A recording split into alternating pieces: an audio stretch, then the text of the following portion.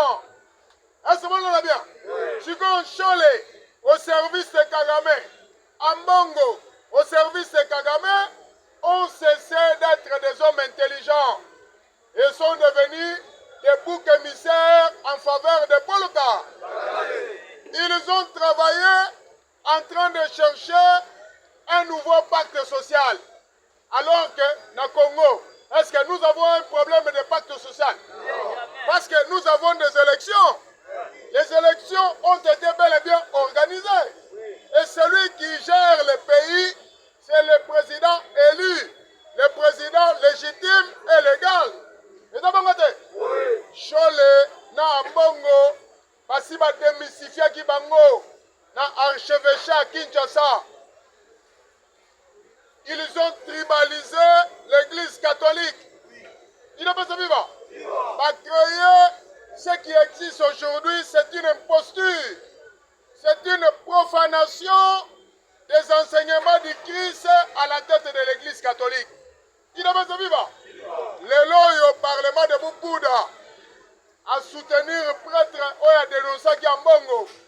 Parlement de Bouddha considère Ambongo et Chole comme des sectes à la tête de l'église catholique.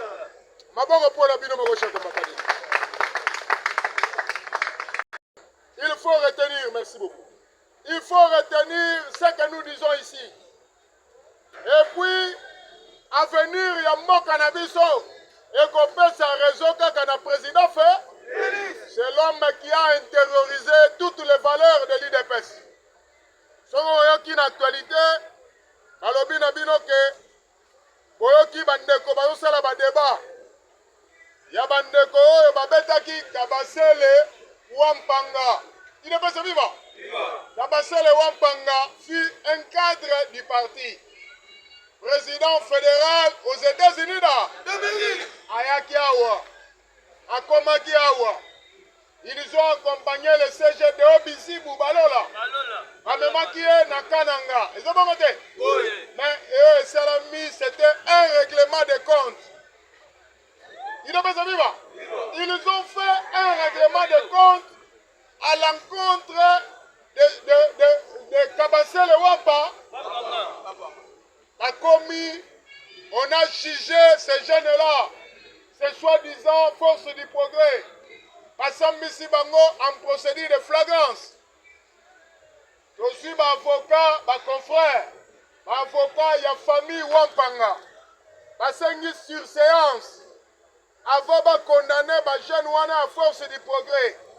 Mais curieusement, TGI Matete, Aboyi Kosala sur séance, a condamné les jeunes. Ils étaient au total au nombre de 11. 2 ont été écartés, 9 ont été condamnés en peine de mort. Il n'est pas vivant. Chaque combattant de lutte, l'actualité, Toyoki que famille bazaki mécontente. Pour na bango, balobi ke ba rejeter demande na TGI Matete pour la surséance. Pendant que famille Wampanga basalaki plainte contre Okiseka, il n'est pas vivant. Biso, à notre qualité d'homme de droit, nous sommes censés aider la population Bayeba. Il n'est pas vivant. Nalingi n'a expliqué Parlement de Boubou Boyoka. Un avocat, rôle naye, ton mission naye, na musala naye, alukaka vérité te.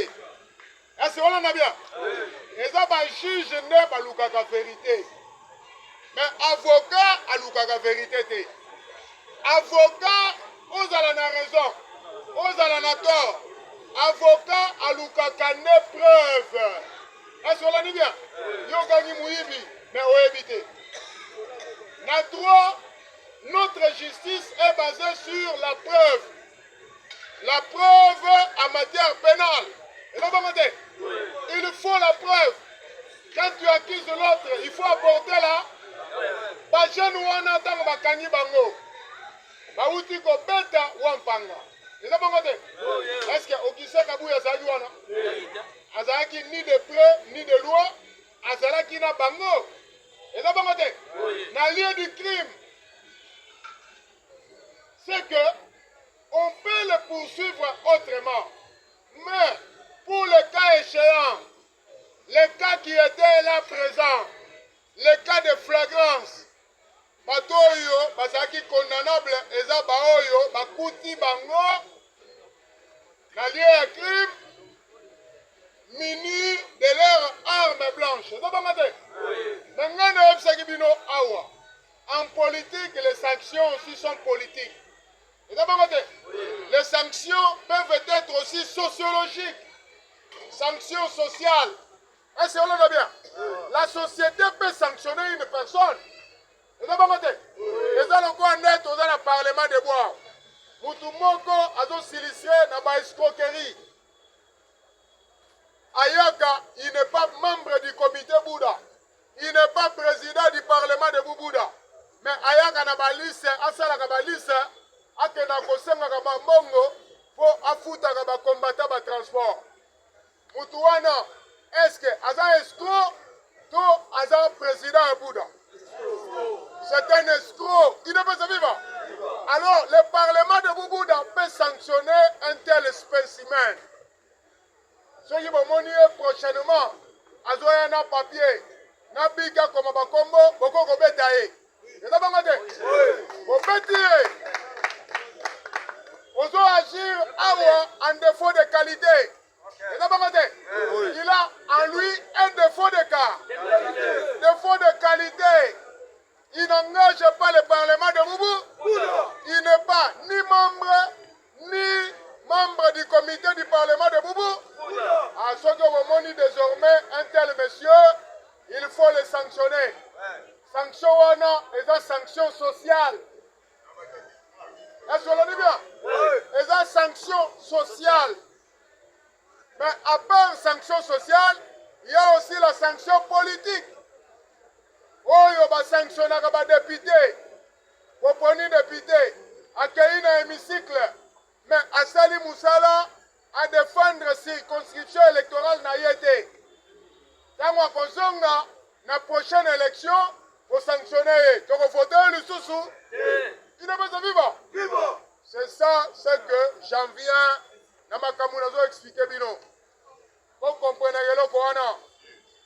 Et ça, Noé. Nekozolo banango o azaki sula. Il n'a pas vivre. Maradona azaki star ya football. Oui ou non? Mais des fois Maradona ezaki. C'était la drogue. Bob Marley azalaka star ya musique. Et va pas même Luambo Makiadi azaki pas star ya musique congolaise. C'est fait un griot. Et va pas mais na mutu nyonso na Samoi côté à Malamu Ezali, côté à Mabepe Salaradine. Ezali, même Abraham, Azala qui fait l'un des pères de l'intelligentsia. Mais le lot, il va passer. Le lot, il va moko. Et puis là, il va hypocrite, oui ou non? N'a pas prêtre, comment va hypocrite? Va tomber vraiment, cher combattant. Comme Cholet. Il ne peut pas vivre. Abraham, le père de tous les croyants, il a connu combien de femmes? Il avait connu combien de femmes? Est-ce qu'il avait une seule femme? Non. Il n'y a aucune de comment trois. Est-ce qu'Abraham a connu trois femmes? Non.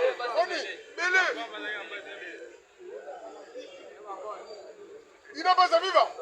Bon, toqué dans l'actualité,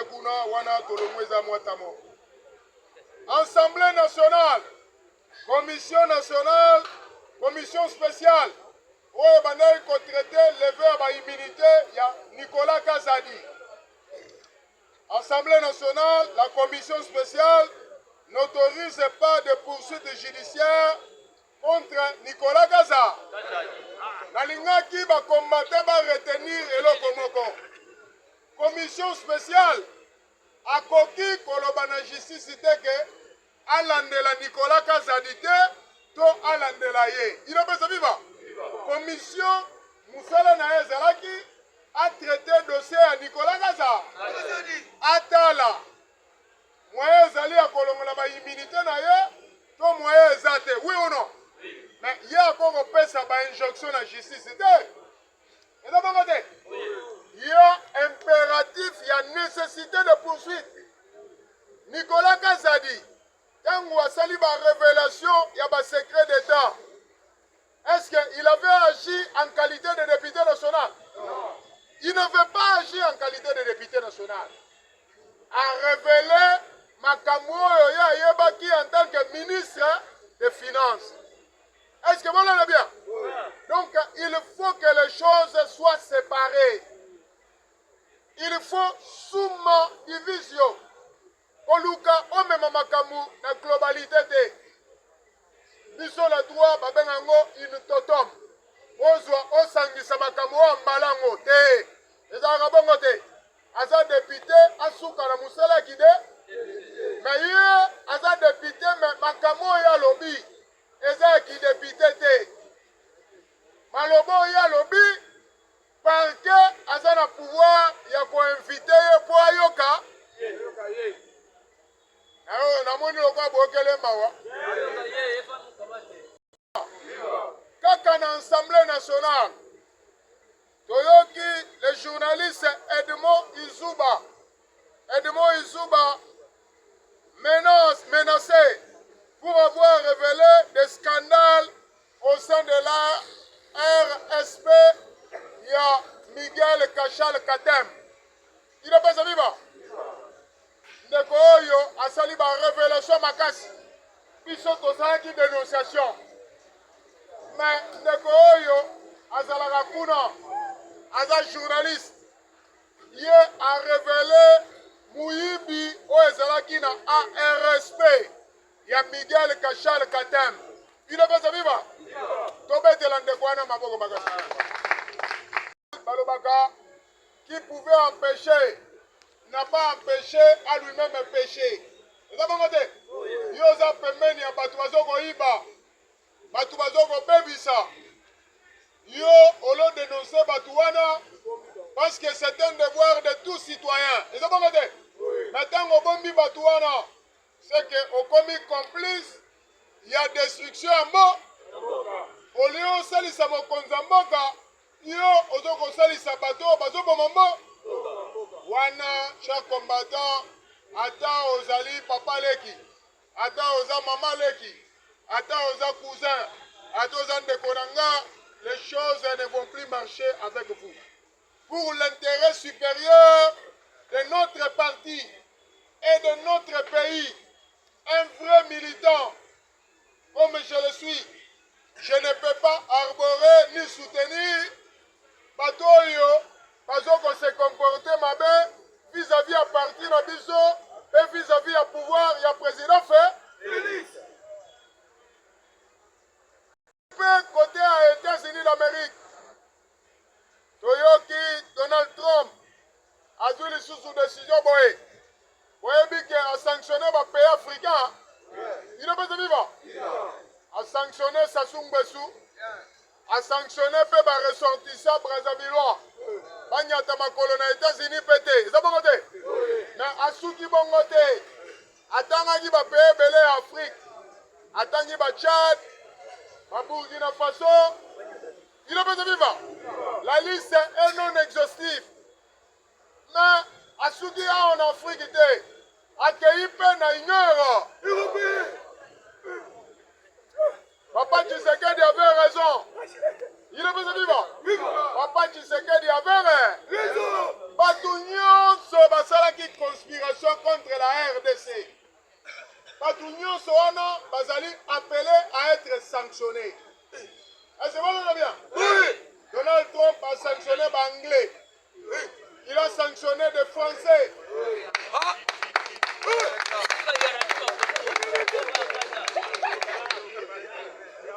Il sanctionne même des Allemands.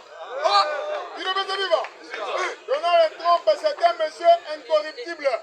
Il est bien sentiment. Il est bien vivant. Chaque combattant, vous allez très vigilant. Vous allez très vigilant. Il est bien vivant. Vivant. Aucun de la capée, Batouba, les Gaganaïrs, à parler à Wade. Vous avez bien nous sommes habitués à quiproquo. Il est de vivre. Nous avons très regardant. Il y a beaucoup de missionnaires. Il y a des apprentis. Il est de vivre. Il y a des gens qui ont colis, mais ils ont même commandé. Il est de vivre. Nous avons très vigilants. En politique, chaque combattant, on dit qu'il faut le Mandrandel était. Oui, Mandrandel.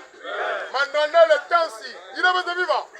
Mandrandel a coupé na so. A coupé na so ni ozo bae poison. Ozo coupé na so ni. Il est de vivre. A kuna pe na so. A coupé ba kuna na so ni chaque combattant. Hein? Boyo que la mutu so ni te. D'ailleurs, na ba proverbe na biso Afrique. Balobaka soko zole na mutu so ni tigela.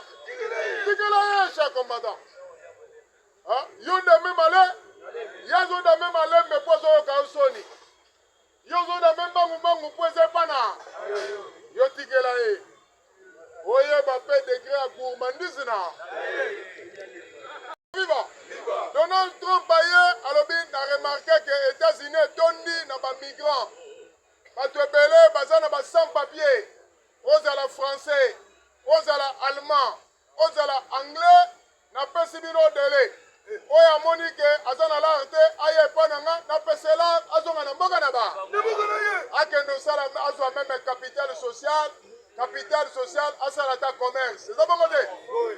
Pour façonner comment on pas? Mais papa, après si bango délai, batu babi ote, pour tous les anglais, tous les balien aux États-Unis. Oh, pour tous les ressortissants, Emmanuel Ma. Ah oui, mais Macron, c'était Ma. Macron lui-même, c'était Ma. Un mafieux. Il ne peut pas vivre. Macron, c'est un grand Ma. Un grand mafieux. Yangala Trump à lobby. Mboka nyonso ezaka représenter la mutoza likolo na ya. Lokola Macron, un grand mafieux, c'est que tous les Français qui se trouvent aux États-Unis sont des grands Ma.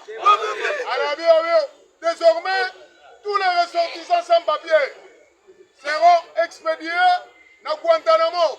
Il ne peut pas vivre. Ils ont expédié dans le boulevard des Allogètes. Mais ils ont expédié dans Guantanamo. Guantanamo, c'est dit prix. Mukama. Yo, au vendu dans Mboka Batu sans papier. Il ne peut pas vivre. Sans papier. Papa si yo possibilité aux là, aux on pas nabi, mais yo lingite olingo nganza baka na États-Unis. Trompe alobi, trop c'est trop. Yo bakangio, aux à la français, aux à la anglais, aux à la allemand, yebake okokende na nous ko passer mikolo na Guantanamo. Il ne peut vivre. Na lingangi na expliquer bino lo comment on a expliqué bino lobi. Omoni procédure, il y a qu'on soit nouveau passeport biométrique. Il devait se vivre. En clair, vous devez retenir que Nathan Kabila, pas tout le monde qu'on soit passeport, na boulou yeke. Et ça va côté. Mais procédure, oh yo ba pessibiso sikoyo. Et l'ingolo ba que sokoza congolais te. On qu'on soit passeport congolais ça. Il devait se vivre. Donc, estili théâtre ya batuti ya koyaka kozwa passeport na biso na pété théâtre wana esili libe chaque combattant théâtre sketch esili libela onga Kabila onga Zoé onga Jeannette onga Soriano onga ye Olivier Kamita Fayulu botika ye abendi de film musi Fayulu abendi film musika alobi mwana boyi nazala ministre premier nandima na komata chef de file ya opposition il a besoin de vivre ngala fongoli bilote Fayulu ndime kuta na président Félix alobi président bwanga na bimata chef de file ya opposition eza bangate mais c'est un opposant valable oui ou non aza na rang ya ministre d'état on va nous appeler Salansala. Et ça va regarder. On peut se faire car, on peut se faire palais. Il ne peut pas vivre. On a la possibilité de revenir dans un penge, n'a de force qui tombe. Après ça va revenir vous.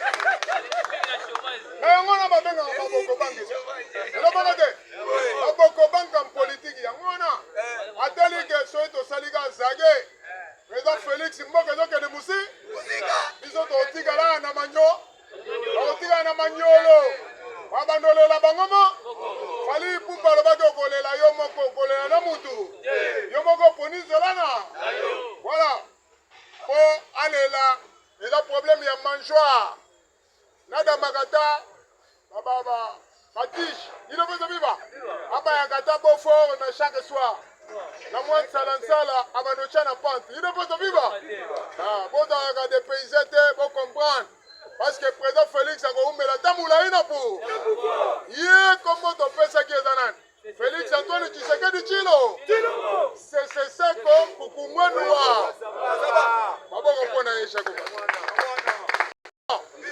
mwana mboka Jean-Pierre Bemba Gombo Bayimoto chaque combattant a révélé Caisse nationale de sécurité sociale alobi bato wana na kati meme ya baentreprise wana bato ebele bazalaki bamitema ma balingi président Félix a développé moko te Jean-Pierre Bemba alobi yango il s'en est pris au responsable ya Caisse nationale ya sécurité sociale.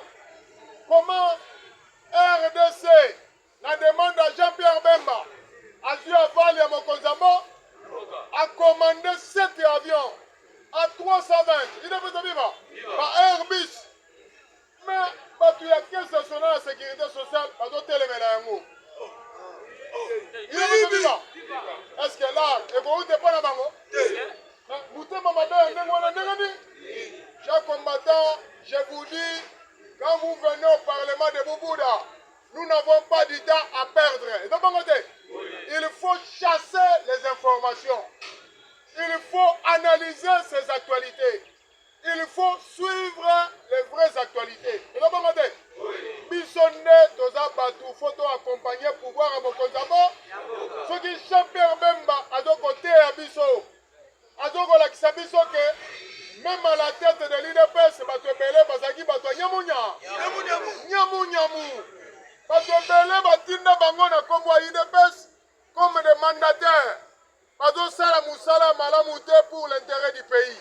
Et donc, chaque combattant, faut en akanda. Faut en appeler la bombe pikiliki. Et donc, n'importe quoi.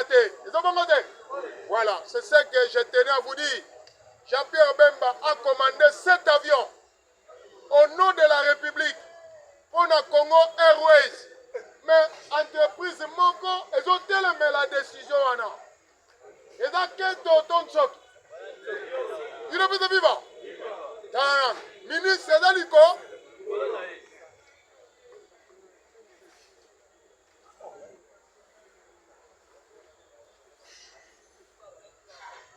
Donc, cet avion, il y a valeur, il y a 30 millions de dollars. Il a fait ça vivant. Est-ce que la société a un peu de l'argent? L'argent est à l'argent, moka, oui ou non? Chers combattants de lutte, j'espère que pour un peu, je m'arrête par là. Je vous souhaite un bon week-end. Il a fait ça vivant? Non, Boyoka, aucun n'anouté. Potuninga, likamwa konsamu tamba. Bato batuninga question ya konsamu tamba eza bato bayaki na parade de l'obité. Il n'a pas de vivant. Konsamu tamba a fini par récuser le PG Firmin Vonde. Eza bango te. Mais na minute oyo boyebi ke konsamu tamba a été empoisonné. Il n'a pas de vivant. Komoni bozo tuna mais bozana mwanda muya information te. Il n'a pas de vivant. Comment dit? Konsamu Tamba ayaki na terra Bouddha. Il n'a pas de vivant. Konsamu Tamba avait dit une chose. Awa. Alors, batoyo bakani mabe contre yo. Mais ceux qui bakoki kosalo mabe te, bangonne ba commission plus fort. Et donc mais c'est que qu'est-ce qu'ils veulent ces gens-là sur la tête de Konsamuta? Naebisaki bino na Bouddha Kala. Président Félix tanga commis le pouvoir en 2019. Dans le premier discours sur l'état de la nation, abandaki kodécrier président azokolela bino mpe viva na elobeli président abandaki kolela justice ya Congo ezalaki lisusu justice ekomaka justice ya impunité ya ntango ya Joseph Kabila bamagistrat bafutaka bango mbongo boye me bazokotonga bagratte-ciel na baimmeuble ya ba 5 étoiles bino mpe viva mais président Félix après kotia baministre ya justice mibale plus ou moins mibale oui ou non mais ntango atombe na Konsa Mutamba eza lokola baministre affaires étrangères oyo bazalaki liboso anomaka mibale oui ou non mais ntango mama Thérèse Kayikwamba Wagner aye différence ekoti to ekoti te ekoti justement ndenge moko mpe na Konsa Mutamba